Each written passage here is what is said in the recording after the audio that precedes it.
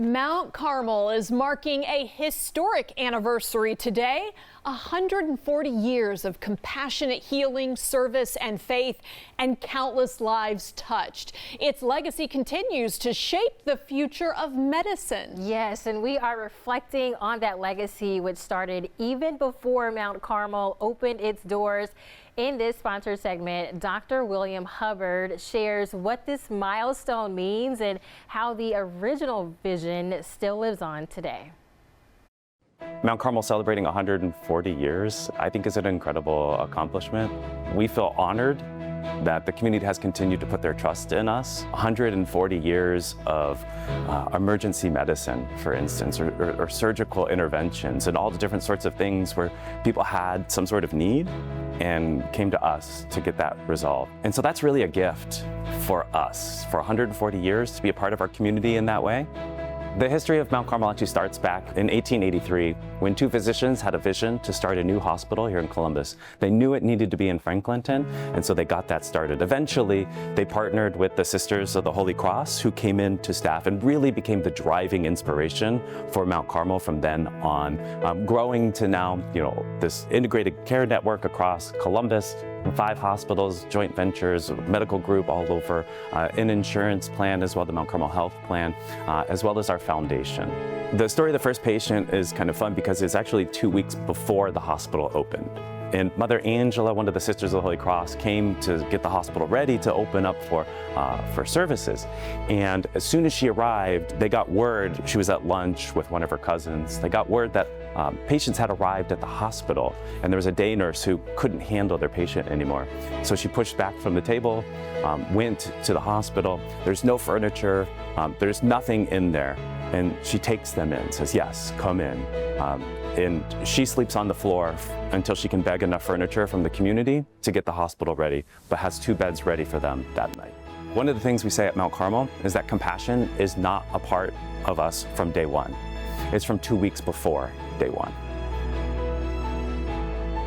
Recently, and I'm not quite sure where they came from, but we had some archival material from the turn of the century, actually going back to our founding in 1886. Interesting to me was that there's notes going back and forth with some of the physicians, the early physicians of Mount Carmel, and figures like Charles Mayo, who started the Mayo Clinic, one of the founders there, one of the for Big Four, as they call it, first academic dean of Johns Hopkins University as well. So just proving that Columbus was not any sort of backwater in medicine, but very much on the vanguard, and we continue to do that today. So that's been a driving legacy as well, especially for our physicians.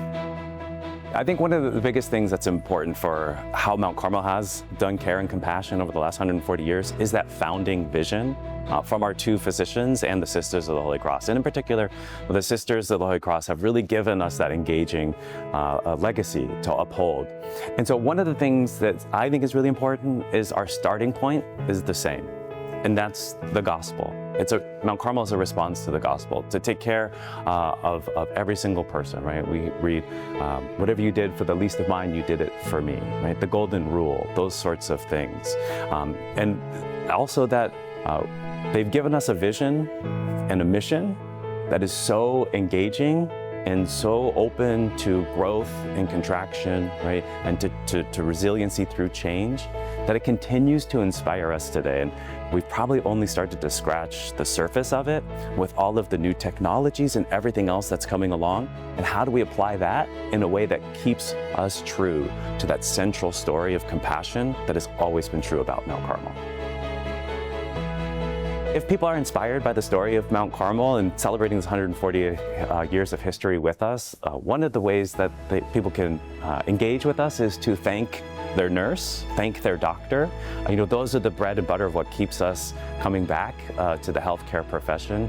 They can also be involved through our Mount Carmel Foundation as well. There's a campaign right now with 4 key areas, meaning our community health and well-being programs and how we reach out into the community and really tackle some of those social disparities that are out there.